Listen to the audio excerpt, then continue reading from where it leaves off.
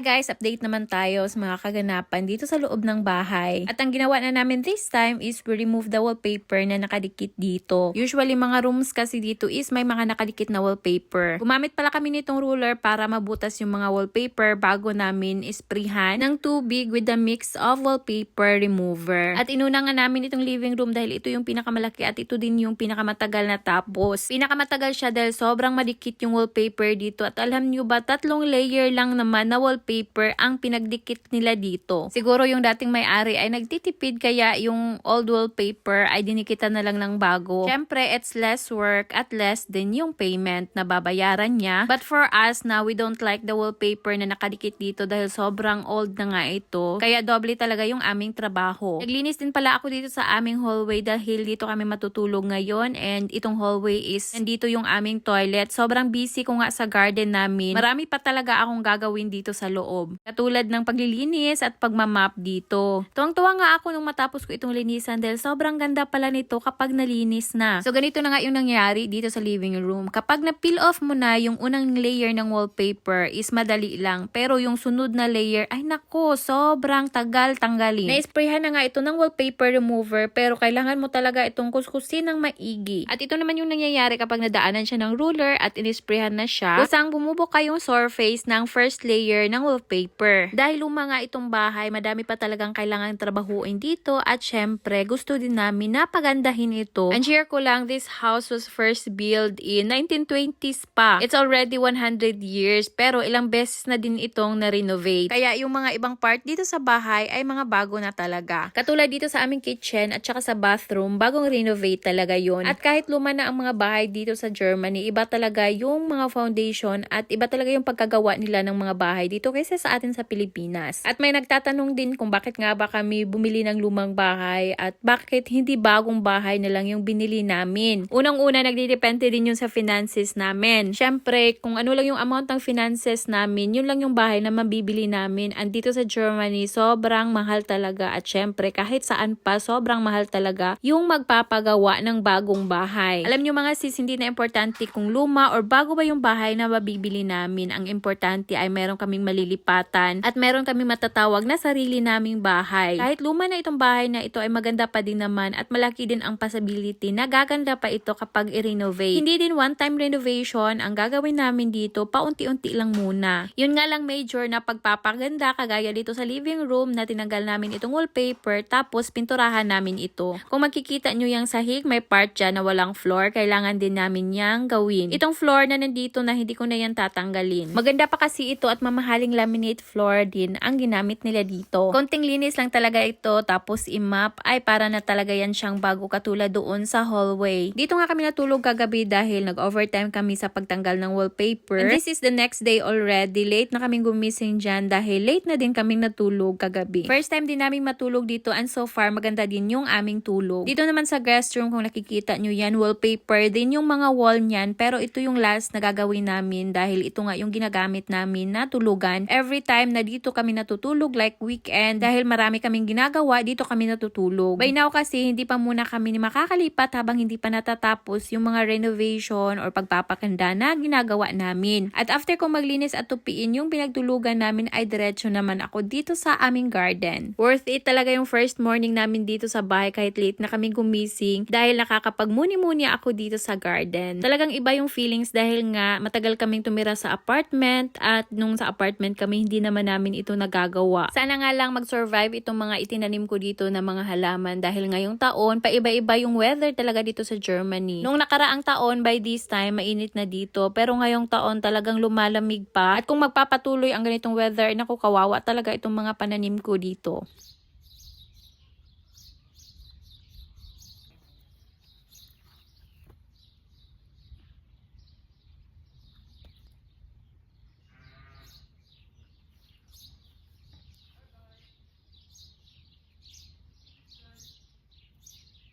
And after ko naman doon sa garden, ito na yung ginawa namin kagabi. Hindi na ako nakapaglinis dahil natulog na kami diretso. Kaya ngayon ko ito wawalisin at ilalagay ko dito sa paper garbage namin.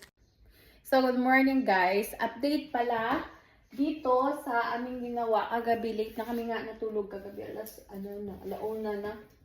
almost 2. So, yan, itong part na to ng living room is tapos na yan siya. Medyo matagal ito gawin kasi doble, parang doble, triple, triple yung wallpaper na nakadikit dito. Tapos yun pang high quality talaga na wallpaper. So, matagal talaga siyang tanggalin na napakadikit ng glue. Tapos, baga siya, makapal siya na wallpaper. But, at least ito, pwede na ito siya. Tapos na ito siya. Pipinturahan namin yan ang lagyan ng parang small coat ng simento. Tapos, ang kailangan na lang namin gawin is dito pa sa side na ito yan. Kailangan yan. Ngayon, tatapusin namin yan. Dito, living room pa din ito. Tapos, dyan. Mabilis lang naman yan. Tapos, dyan din.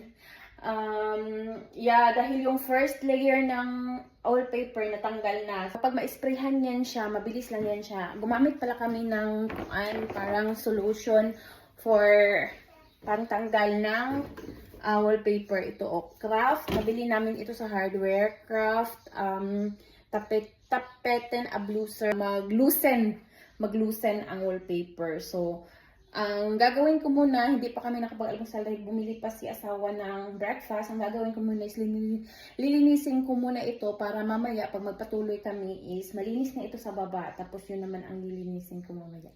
So, yeah.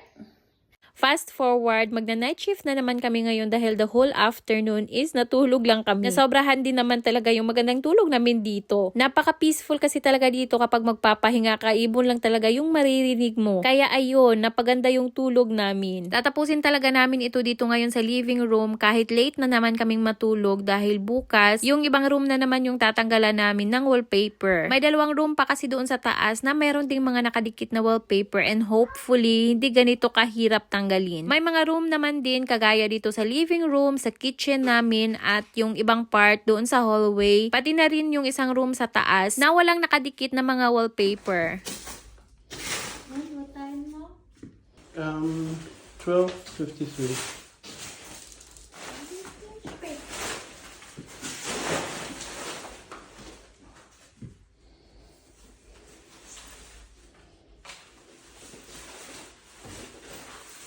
You want me to cut it? No, I checked. O di ba, 12:00 na ng gabi, nagwawalis pa ako dito. Ito talaga yung maganda kapag may sarili kang bahay. Dahil kahit anong oras ng gabi ay makakatrabaho ka. Dahil kapag sa apartment pa ito, ay nako, may magdo-doorbell na naman at magre-reklamo. So, it's already 2 and someone is awake. Because Mama is still working. But we already finished. Almost. Kailangan lang nung tanggalin itong light para ito na lang yung kulang. Yeah, I need to remove the light. Yan, tingnan nyo yung aking kamay.